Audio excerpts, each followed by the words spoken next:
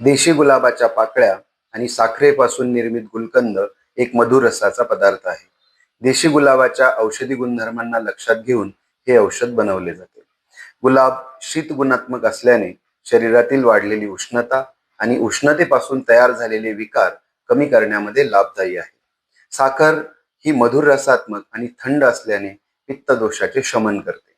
शरीरामध्ये पित्त वाढल्याने डोके दुखणे, पोटामध्ये दुखणे, छातीमध्ये जळजळ होणे, आंबट पाणी येणे असे आम्लपित्ताची लक्षणे असल्यास गुलकंद अत्यंत सहज पद्धतीने ते कमी करतो.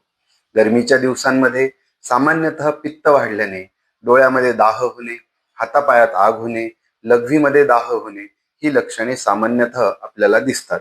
सोबतच बऱ्याच जणांना घामोळ्या होणे, शरीरामध्ये घाम येऊन त्याचा दुर्गंध येणे, तोंडातले येणे इत्यादी गोष्टींमध्ये गुलकंदामध्ये असणारे गुलाब आणि साखर आपल्या शीत गुणाने त्यांच्या लक्षणांना कमी करतात.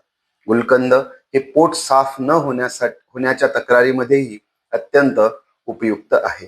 खास करून छोट्या मुलांना, लहान मुलांना पोट साफ होत नसेल तर गुलकंद अत्यंत गुणकारी आहे.